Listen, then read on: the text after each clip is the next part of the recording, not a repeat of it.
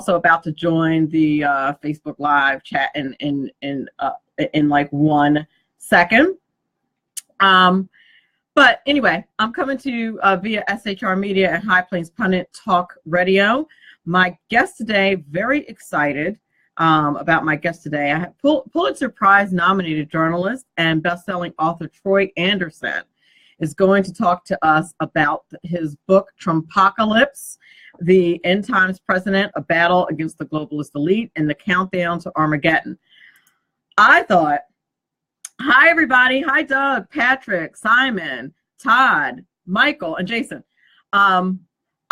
This author, I'm just super excited about to have him on the show. I think he's running late from another interview, which is fine. But he should be joining us shortly. But I'm really excited about having him on the show, and it's a very interesting take that this book. Robert Marshall, hello. Alex, hi. And for those of you in SHR Media Land, High Place Pundit Talk Radio Land, I am saying hello to the many people who are joining the Facebook Live feed right now. Welcome. Thank you for joining me this Friday afternoon. Susan Toohey, hello, darling. So we're going to, the book may not be what you are expecting the book to be about. I had kind of a hint, but it's, hey, Oregon is in the house. Dave Milner, hi. So anyway, I'm really excited about this author. And of course I have my super gigantic cup of coffee ready. Ready, because it's Friday afternoon, and those of you who've been following me for a minute know that I also teach public high schools. I've been teaching financial literacy to high school students all day. So needless to say, I'm a little tapped. But anyway, a little bit of housekeeping. On Monday, we're going to have, I already have my schedule set up for next week. Look at me, looking all organized. Suzanne Farmer, who is a homeschooling mompreneur, thought it was a very interesting subject, particularly for Christians who more and more are homeschooling their kids. And I can't say that I really blame them, considering. I mean, I work in a public school. I can tell you, from a spiritual perspective, it's a bit of a cesspool. It just is. So she's going to show us how it's done, tell us all about how it is done. And on Wednesday, I'm going to have Wes Schaefer, who is the sales whisperer. I'm going to talk to him a bit about that. And then on Friday, I have Teresa Jones, who's a Senate candidate. Why didn't I put the state down? I believe Florida. I want to say Florida, but I'll have that nailed down by next week. But she's a Senate candidate. I'm going to have her on the show on Friday. Hi, Northern Iowa. So that's what's going. Hey, Reggie Easley. Reggie Easley, a good old friend. Thank you for saving me in high school, honey. Even though we disagree politically, I still look at fond memories from my prom date. I'm going to totally embarrass him now. Reggie Easley was my prom date, and he was an awesome prom date too, a total gentleman. Anyway, this many years later, I recall. So apparently there's something going on with the government, some kind of shutdown, some kind of issue. I'm kidding. I think it's like been all over the news. The government actually may shut down. Now, there are some people saying it's not that big a deal, but if you're in the military, I think it's a huge deal. If you work for the government and some people are going to be working without getting paid. And who wants to be told that they're like non-essential? If you're non-essential, like, come on. So that's happening. It's a bit of a problem, but the great negotiator, DJT, is working on it. Derek said the Schumer shutdown. Yes, I heard that's the messaging now, the Schumer shutdown. How about Robert Marshall says, how you shutting down, and we gave you all this tax money, right? Like we did pay in advance. And they're just like, yeah, we're closing because we can't put together a budget. Like everybody else has to put together a budget. What are you doing? And here's the thing. You know, when you listen to the pundits talk about it, they're all deciding like who's going to take the blame politically. Who cares? Everybody needs to get the job done. Like, honestly, let's get the work done. I don't care whose fault it is. Now, part of the holdout, and this is not going to be popular for some of my listeners, I know, and some people who are watching, I know, but the holdout situation is over DACA. And on my way home, I was trying to figure out like a really, the teacher in me, the professor in me was trying to think of an appropriate illustration for what's going on with DACA. And as you all know, I think that's the deferred action. I can't remember what it stands for, but it's the executive order that allowed children of illegal immigrants to stay here because they came here. They came here without documentation. Their parents brought them when they broke into the country. They brought their kids with them. Basically, is the situation. And I know that may sound like a really mean way to put it, but that's the truth. So I was trying to think of a way to illustrate this that people will understand. Like, you're not being mean. So here's the thing. Let's say you have a house, right? Let's say you own 2 houses. The other house is in another state. You don't really watch it all that closely. A family who's homeless breaks in with their children, right? They lived there for 5, 6, 7 years. Now these kids are teenagers, okay? You find out that you have these people living in your house illegally because they broke in. Everybody rightfully gets kicked out. The kids are having a fit and are very upset and crying because they're kicked out of the only place that they know is home. Whose fault is that? Is that the homeowner's fault? Or is that the person who broke in's fault? Is that the parent's fault that the kids are that upset? Is that a repercussion or a remnant, hey Liam, or a remnant of the parents' action? And I just don't know how long you're supposed to be allowed to do that. And I think what most Americans find annoying, frankly, is the sentiment. Like, you literally have protests where people are like, we demand DACA, we demand a click. When you break into someone's home, you don't get to demand anything. And and to me, it is exactly the same thing. Just because you brought your kids with you doesn't make it the American people's fault. And I think with the American people, at least I'll speak for myself, but I think for many of the American people, they resent the implication that if you even mention it, you have no right to be here, like there's something wrong with you, like you're this huge racist. Dave Milton, the Unpleasant Blind Guy, hi, thank you so much for being here, says, I saw a great meme where the owner of Disney wants DACA. Good, they can all stay at Disneyland. It's big enough. Thank you. Deferred action for childhood arrivals. And today I was listening to Shepard Smith on my way home today. And thank you, Doug, for that. And, the way Shepard puts it is, they were brought here without documentation. I'm like, yeah, no, they were brought here illegally without documentation. Why is it like such a bad thing to like call it what it is? I don't quite understand that. Anyway, that's the sitch. That's the situation with that. And Bitcoin went back up. I just thought I'd mention that Bitcoin did in fact go back up. It's been dipping and dodging. I meant to look at my account today before I got on the air and I forgot. So maybe I'll look at it during the break. Anywho, you're listening to Money Talk with Melanie. I am your business diva, Melanie Collette. My guest, who hopefully will be here shortly, have not heard from him yet, is Troy Anderson. I'll be back in a few moments.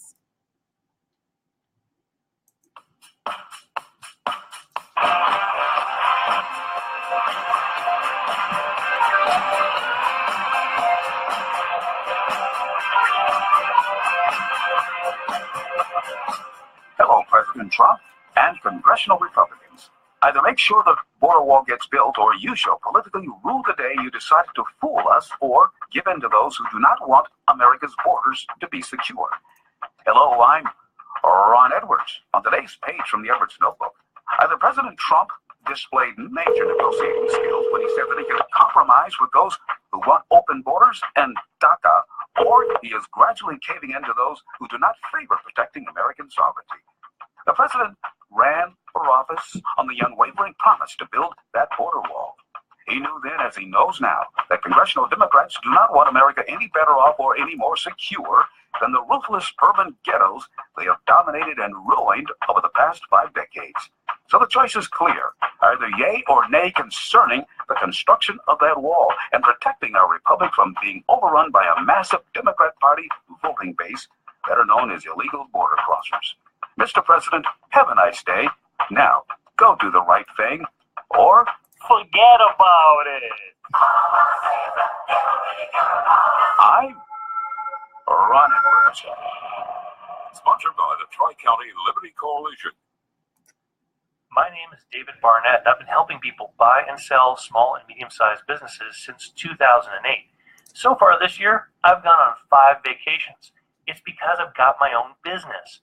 When you get tired of being managed by someone else and you decide that business ownership is right for you without the risk of starting your own unproven enterprise, then come over to businessbuyeradvantage.com.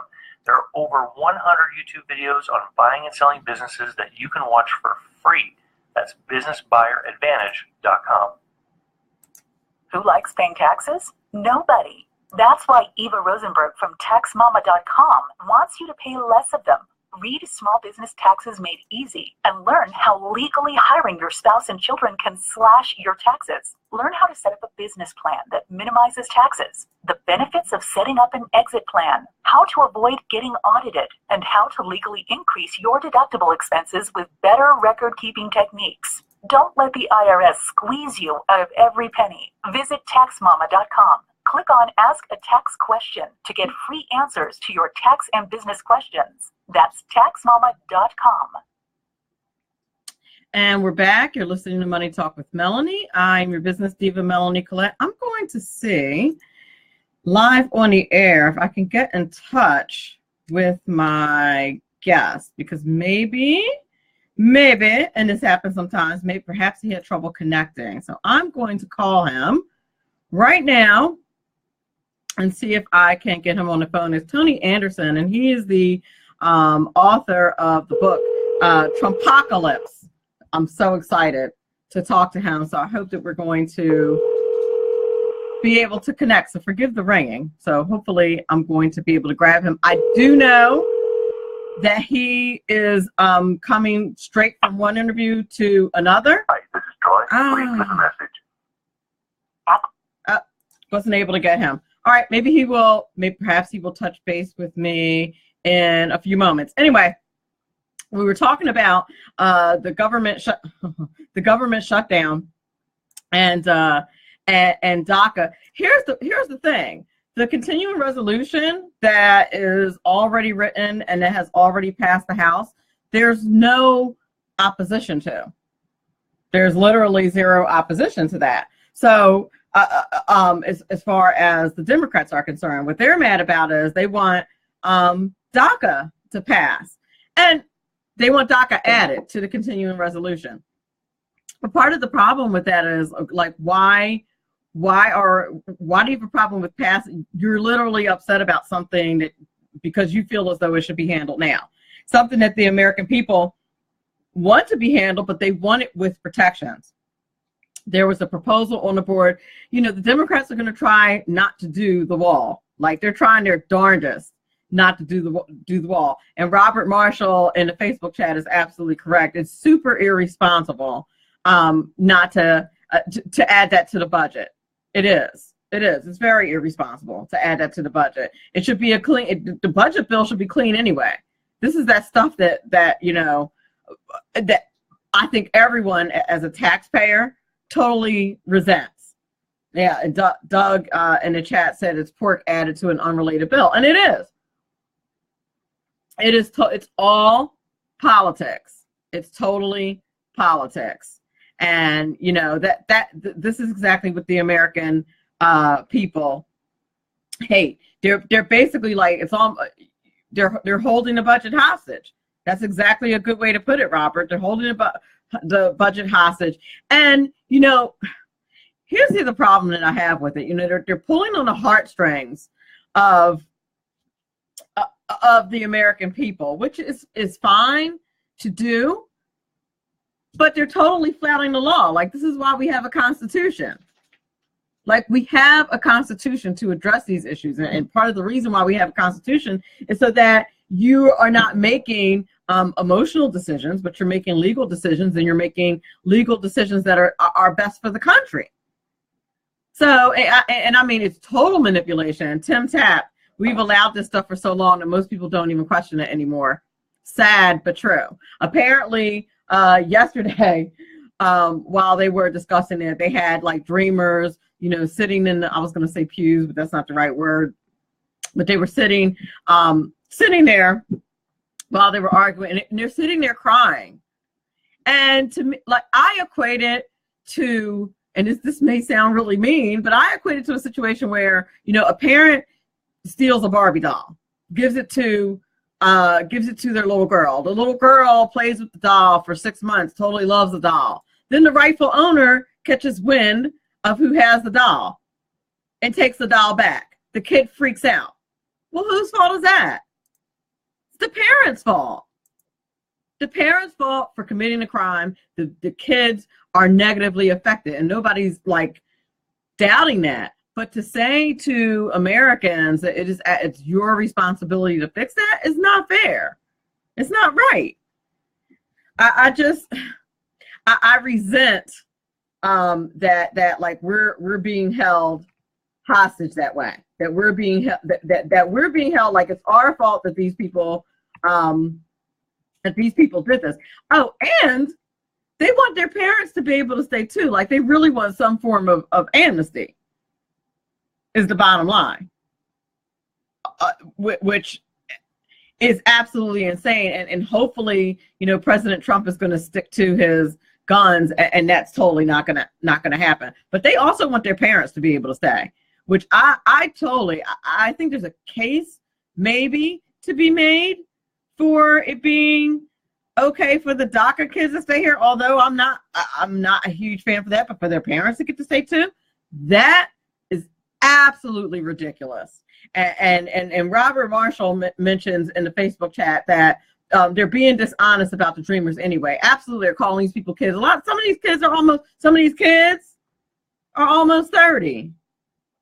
Like, what are you talking about? That's ridiculous.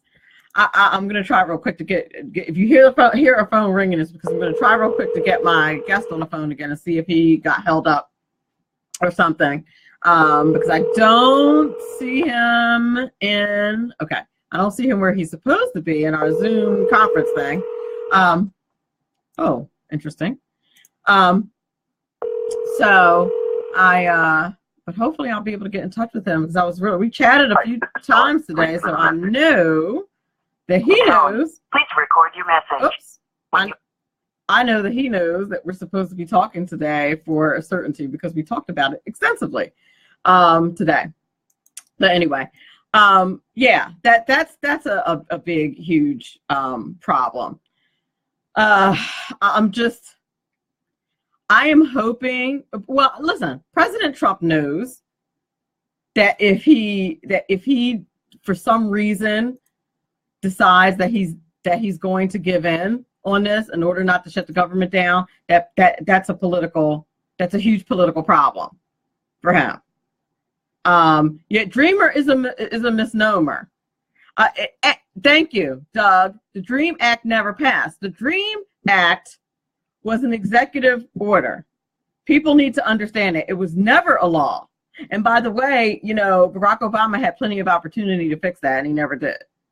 You know, I believe for 2 years they owned everything, and by a bigger majority than we have everything. So if you were going to pass something like that as a law, why didn't you do it then? But I guess you were too busy trying to also unconstitutionally pass health care. Maybe that was why you didn't get to the DACA recipients that were so important.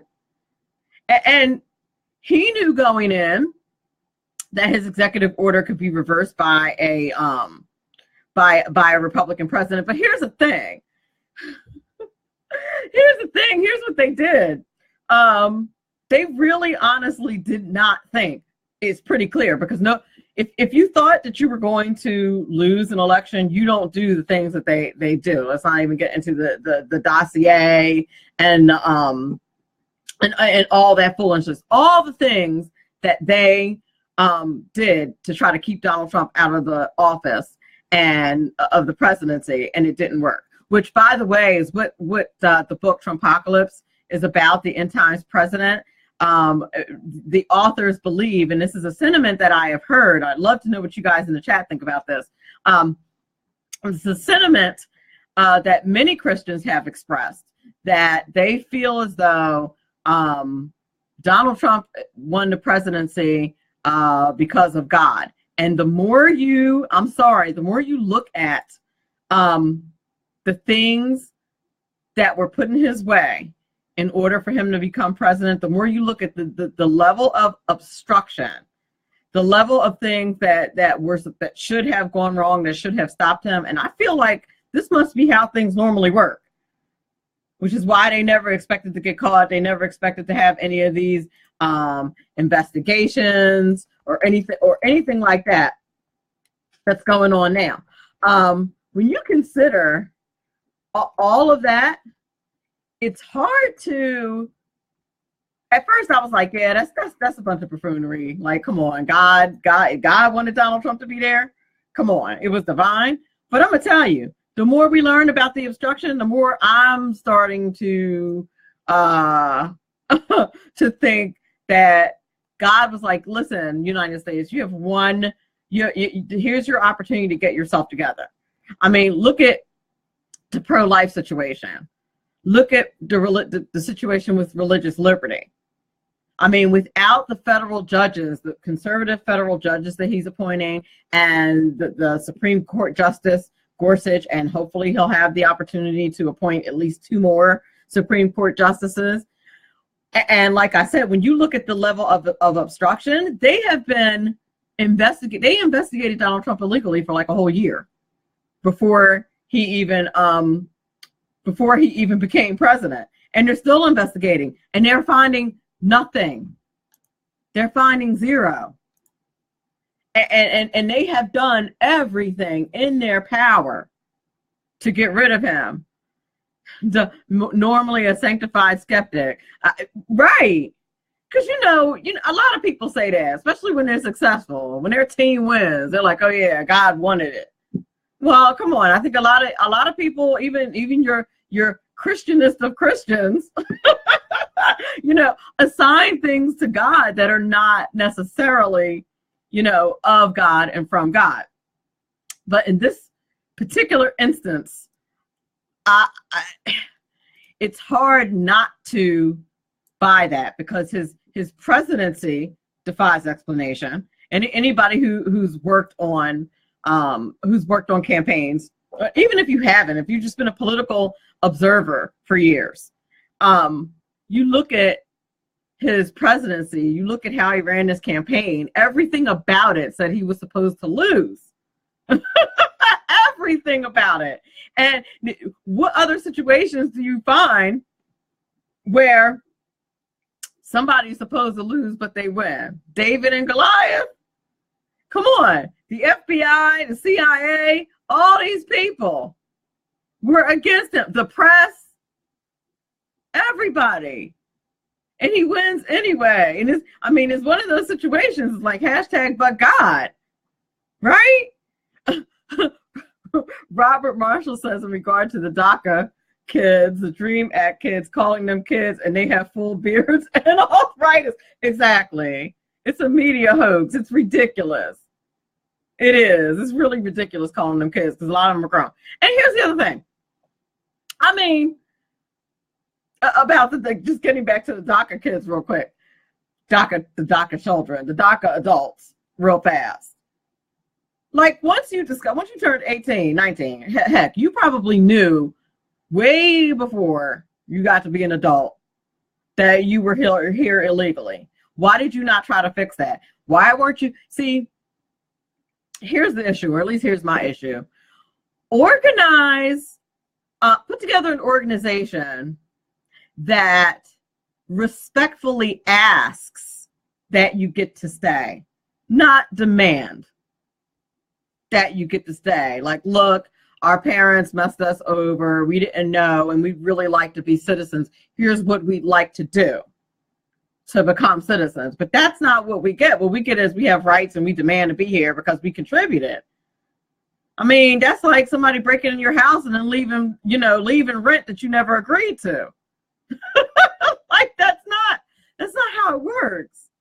That is not how it works. Right, Doug in the chat says, why not throw yourself right at the mercy of an immigration judge? Really? Like, you had to know you were illegal and you did nothing.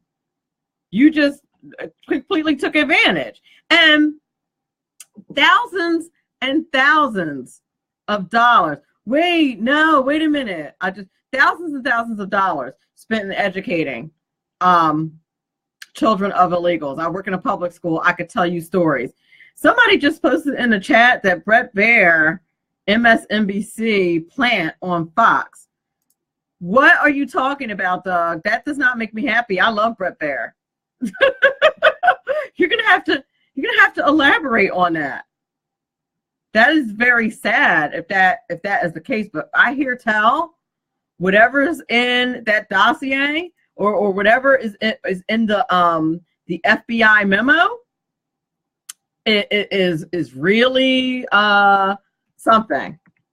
That FBI four-page memo, and we want it released. I think they tried to vote on it, and not surprisingly,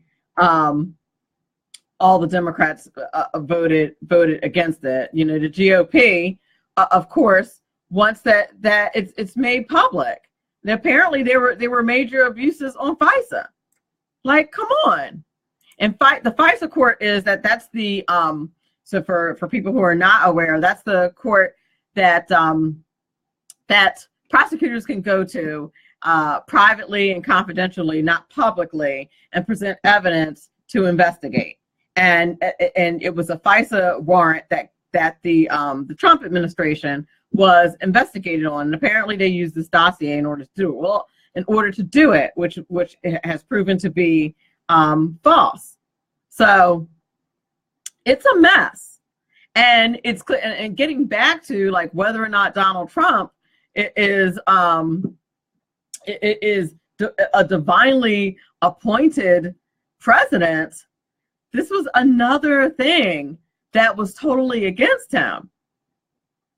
And yet and still, do you know, I mean, as powerful as Donald Trump is, do you know how powerful all of these entities at once that did not want him to become president? And they were so confident that he wasn't going to be president. Like, despite what the polls were saying, despite what everything was saying, they were totally confident that he would not be president. And that's the part that really totally scared me, to be honest. Now, you're hearing about this 4-page memo that apparently other people are reading, that it's shocking and troubling and disturbing and all. Like, I wish people would start getting into specifics, to be honest with you. But from what I understand, people are going to be losing their jobs. People at the FBI, people at the DOJ, people are going to be losing their jobs over what's in there. So there was this huge conspiracy to keep Donald Trump out of the White House. And you have to ask yourself, you know, why? Tom Fulton, Melanie said, agreed. I say God was giving us one more chance. Exactly. One more chance to get it together. If I'm not mistaken, DJT was the first president to address the March for Life, which is another amazing thing. And, you know, I get heat all the time for voting for Donald Trump and for life being one of the main issues, one of the main reasons that I voted for him. But how can it? And I said to one of my relatives who was like, "You're a one issue voter," and I said, "Well, if you can list for me what's more important than protecting innocent life, I'm waiting." Like, I'm waiting for you to tell me. And they're like, "Well, what about the people at war? Innocent life. Now, why don't you care about those people dying? What about people getting murdered? You don't care about?" Yeah, I do care about all of that stuff, but innocent life. There is a difference between innocent life and not so innocent life. And we want to vote for people Hillary, who did not believe that life began until you were on the other side of the womb? Really? Who, by the way, would get the opportunity to appoint a couple more Supreme Court justices? That's who we want? Listen, Donald Trump is no choir boy. Oh, my guest is calling in. Let's see if I'm gonna call him back in 1 second. I'm gonna call him back during the break. I just see that he's calling in now, but I'm gonna get him during the break. I'm excited about that. But you think about it, how else does DJT survive that? Honestly. Unless God. Hey, Brian Skelly. I'm going to call my guest back right now, and I think I'm just going to go ahead and skip the break. I have a break coming up, but I'm going to skip it and call my guest instead, Troy Anderson. Hello? Hi. You're live on the air. You're live on Money Talk with Melanie. This is Melanie. How are you? Hi, Melanie. How you doing? I'm good. You're live on the air. I already did your intro. Oh, okay, great. Sorry, I'm a little late here. That's quite all right. I'm sorry to put you on the spot. I was already on the air. I actually was up against a break, and I figured rather than do my break, I'm just going to go ahead and blow through the break so we can talk to you. Oh, okay. Well, wonderful. Okay. Thank you so much for inviting me on today. Oh, thank you so much for being here. I'm so just very excited about having you on. So and I was actually just discussing with the audience. I also stream live on Facebook, and I was actually just discussing with the audience about how I have many Christian friends who have been saying for months that Donald J. Trump was an appointment from God, and I was just discussing like all the things that were working against him, and yet and still he was elected. And so I was hoping to make that kind of a segue into you telling the audience a little bit about yourself and why you wrote the book. Okay, so my name is Troy Anderson. I've been a journalist for 26 years. I was a reporter at the Los Angeles Daily News for many years. I was the executive editor of Charisma magazine, and I write for Reuters and Newsmax and Christianity Today and different media outlets. And I've co-written 2 books. The first book was called The Babylon Code. It's an expose of globalism, involved over 100 different interviews, and looks at the connection between this globalism and the push by globalists for some kind of global system, a global government, cashless society, and what the Bible predicts will happen in the end times. That came out a couple years ago. It was a bestseller. And then the second book in the series just came out January 2nd. It's called Trumpocalypse, The End Times President, A Battle Against the Globalist Elite, and the Countdown to Armageddon. And we just found out it became a #1 bestseller on Amazon. And it's a sequel to this first book. So that's sort of the me in a nutshell. Excellent. And congratulations. Oh, thank you very much. Thank you. I mean, and you're dealing with two. Listen, I think even your Christianist of Christians steers away from the end times and prophecy and that type of thing, and particularly how it applies in modern times. So, is that the impetus for the book? How does the book Trumpocalypse get into that?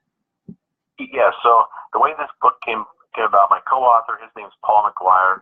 Used to have a nationally syndicated radio show called The Paul McGuire Show, and he's a Fox News and CNN and History Channel commentator. He's got a show on God TV called Apocalypse in the End Times.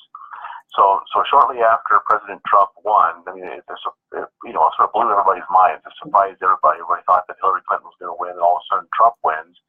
And so he called me, and he said he was really passionate about it, and he said that God has given us a spiritual nuclear weapon.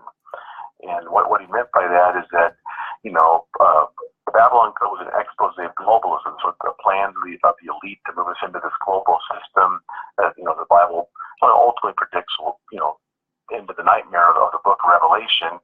And Trump had campaigned on a platform of Americanism, not globalism, will be our credo. And so he was the first politician that had actually challenged the globalists, the elite around the world. And then just some huge surprise, actually became president of the United States. And so we talked to our literary agent, and at that time there was all kinds of headlines in the New York Times and the Washington Post talking about the Trumpocalypse.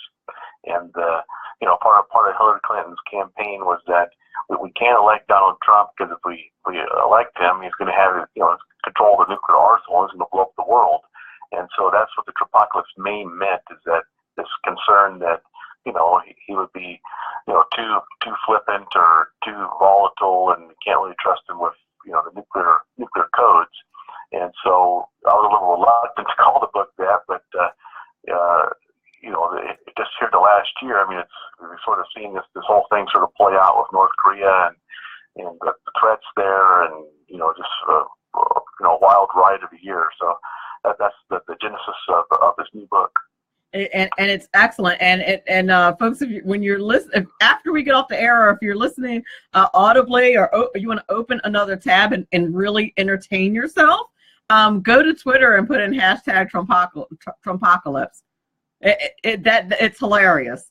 I mean, the liberals are really, they truly lost their minds. Truly. If you type in the Twitter hashtag, I mean, it runs the entire gamut. So our book is actually confusing the liberals because. I'm sorry, you still there? Did I lose you? Yeah, so can you hear me? Oh, yep, I can see. Okay, yeah, I can hear you. Yeah, it is. It is. It's not exactly what I think liberals would expect. I had an inkling when I saw your book that I knew what it was about, but I wanted to make sure. Of course, I researched you because I wanted to make sure that I had the right idea, but I knew as soon as I saw it, and I cracked up because I thought it was great. Yeah, part of the idea with the title was, most Christian books only reach other Christians. So you're sort of preaching to the choir, but with this book title, we hope that, non-believers would read this, and, just people curious about this whole topic in end times and what's happening. And in fact, we're now working with a film producer who wants to turn this into a film for a theatrical release. So that project may be going forward here soon. I love it. So now, how does the election of President Trump, how is that a battle against the globalist elite? And how does that relate to the end times? I mean, you give us a quick and dirty, so we'll want to read the book about how that is connected. Yeah, so I mean, essentially what it boils down to is that, many people were watching everything sort of unfold, in the last few years. And it seemed like we're sort of like on this accelerated fast track to, end of the world. The poll like Barna Group and different polls would show that 80% of, evangelical Christians believe we're in the biblical end times. And you're watching all these, the globalist elite and they have these global citizen festivals in New York now, where they bring in all the celebrities and talk about, being global citizens and then all the crazy things happening in the world. And then you saw occult stuff and during the campaign that came out, the WikiLeaks deals, and it's just every sort of, Temple of Baal being erected in New York, and the World Government Summit in Dubai, and satanic temples. They're the Satan. There's the different groups like that are becoming to prominence again, and so people are just watching all this unfold, and everybody's like going, what's going on here? Or are we just sort of being pushed into this system the Bible predicts will eventually happen? And so I think there was a awakening that's occurred the last few years about, is this stuff the Bible predicted really happening? And so in some level, all the Christians that went out and voted for Trump were, tried to put the brakes on this whole thing. It seemed like, he's sort of like the guy that's standing between us and this elite that want to move us into this new world order. And listen, I agree with you. I was one of them. I am. It's no secret to my listeners, I don't think, that I'm very politically active. I'm involved in the Federation of Republican Women on a state and national level. I was at the RNC convention as a delegate. I'm very politically involved, but I have to tell you, I was less than delighted about Donald Trump as a candidate, because I'm going, what in the world? And I think one of the things that you talk about is how many Christians by and large kind of were feeling that way because of who he is. Here's a quote from Franklin Graham. I think this was right after the election. He said, did God show up? And watching the news after the election, the secular media keep asking, how did this happen? What went wrong? Exactly. How did we miss this? Yep. Some are in shock. Political pundits are stunned. Many thought the Trump-Pence ticket didn't have a chance. None of them understood the God factor. And so that was the first in the introduction to the book, we called it the God factor, and sort of explored this whole thing is, was there some kind of divine intervention in this election? And it's a very interesting question. Well, it's hard not to see that. And I was describing to my audience earlier, I said, whenever you see a David and Goliath situation like this, where all the odds seem to be against you, and suddenly a person wins. You think about Shadrach, Meshach, and Abednego. You think about the widow who owed all this money, and God told her to borrow all the pots and pour oil into the pots. And suddenly, not only did she pay her debts off, but she was wealthy. These are the kinds of things that look impossible, and then you go, but God. Yeah, it's the kind of thing where it sort of has God's signature on it. Here 2 years ago, my wife told me to start keeping a journal of things that seem miraculous in nature. And I'd never done this before, and so I started writing down things that seemed sort of supernatural, and now I've written down like 106 things, I think, the last thing I wrote down. So you start to see sort of like when God intervenes, or there's sort of this signature, it's like you say, it's like impossible odds, and then it happens. And so you're like going, what just happened here, And, the more we learn about this election, in my opinion, I don't know how you feel about this, but the more we learn about this election, to me, it's just becoming more obvious that is likely what happened. And then, we're looking at everything that's happened over the last year.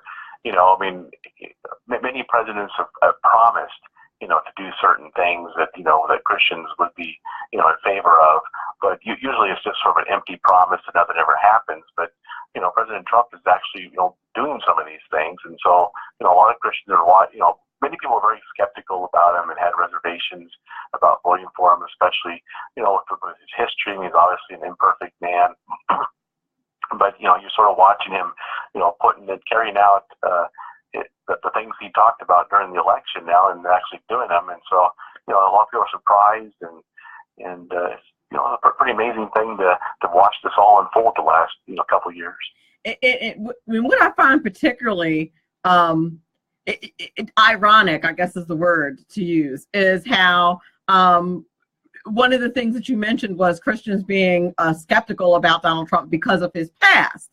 And, I think we all probably had a past before we became Christians. I don't think we all entered in, Bible thumping followers of Christ. Like that is generally not the way it happened. We always hold, we certainly hold, politicians and faith leaders and such to this, a very high standard. But yeah, we're all just human beings. We all have a past, and And it appears, it sounds like from the different people I've interviewed for this book that President Trump did may have said the sinner's prayer recently, and is growing in his faith, and God is working in his life and working through him. And there's one of our friends gave Ben Carson a copy of Trumpocalypse here right before Christmas. And our friend told us that both Ben Carson and Mike Pence are sort of like the president's spiritual advisors, and they're meeting with him and praying with him. And, so for all indications, it seems like he's sort of growing in his faith, and we're beginning to see the fruit of this. Indeed. My suspicion, and I've said this before on my show, is that he probably was one of those, holiday Christians, go to church on the holidays, but not like really a believer where God is active in your life. But he's not a stupid man. And I think when he realized the enormity of what he was about, the task he was about to take on, that he was like, I need to get serious about my relationship with God, because this is no joke. The lives are at stake. Yeah, I think I don't remember the exact quote, but he was being interviewed, and they asked him about the switch from celebrity apprentice to president of the United States, and it was like it sort of dawned on him. Yes, this is all like life and death matters, and these are huge global stakes at stake here. So I think he did. I think he sort of had a come to meeting with God reckoning, and I think we see this, throughout history and in the Bible, figures in the Bible that, there's like a process that God sort of takes leaders through to get them ready to, for the job that he has for them, and for, if they do follow the path that God sort of lays out for them to follow this path towards their destiny. And indeed. Now, what would you say is the most important message in Trumpocalypse? Like, what is the takeaway for readers? Well, I mean, in a sense, the book does lay out a lot of the dangers that we're facing. We've got this leader in North Korea that's threatened us with nuclear attack. We just had this, the people in Hawaii just got this false alert, false missile launch alert last weekend that scared the daylights out of everybody. And Russia's been preparing its country for nuclear war, and everybody's sort of building up their arms. And so, the world's become a very dangerous place. And we've watched, spiraling downwards in the world's morals, and all these crazy things happening, and massive mega disasters, and so it seems like we're sort of at this juncture. We're at this pivotal point in time, perhaps one of the most significant prophetic periods in history. And so the last chapter of Trumpocalypse is actually a calling the world to turn back to God. And actually, a friend of ours, Kevin Jessup, he's founder of the Global Strategic Alliance. It's a ministry to restore Judeo-Christian values. He's working with members of Congress on a congressional resolution that would call for a National Day of Repentance. Oh. And apparently we haven't had a National Day of Repentance since Abraham Lincoln was president. He called for this at the height of the Civil War. And I understand this is going to be introduced into Congress in the near future. And if Congress approves it and the president approves it, then the idea would be that the president would give a globally televised address from the Oval Office, in which he and other political and faith leaders would repent of the national sins of America and call the world back to God. That you're bringing tears to my eyes. That would be amazing. And he's the only president out of the 17, and believe me, he wasn't my 18th choice. I'm not gonna lie, but I truly believe he is the only president that would be able to make that happen. And in a way, he's sort of the right guy to do it too. I mean, if he actually agrees to do it, we understand he was given a copy of Trumpocalypse earlier this week, as was Vice President Mike Pence. And maybe, I don't know if he'll have time to read the entire book. Maybe he glanced through it, or maybe give him a summary. But we include a little letter in there that urged him to call for this National Day of Repentance. But maybe he's, sort of the perfect person to do this. Like many of us, he hasn't lived, the life of a, sort of a goody two shoes Christian, and so in that sense, he could probably relate to this, and so we'll see what happens here. I interviewed Billy Graham several years ago, and this is essentially what he said America needs to do. He said that he compared America to ancient Nineveh, and he said when God sent the prophet Jonah to Nineveh to warn them of judgment, the king and the people repented, and then Nineveh was spared. And Billy Graham told me that he believed the same thing could happen again today in America, and it's known as our Nineveh moment. And I also interviewed Anne Graham Lotz for Trumpocalypse, and this is what she said: is that we're facing all these great dangers around the world. We're at this pivotal point, and this is what we need to do. We need to turn back to God. This is the Second Chronicles 7:14.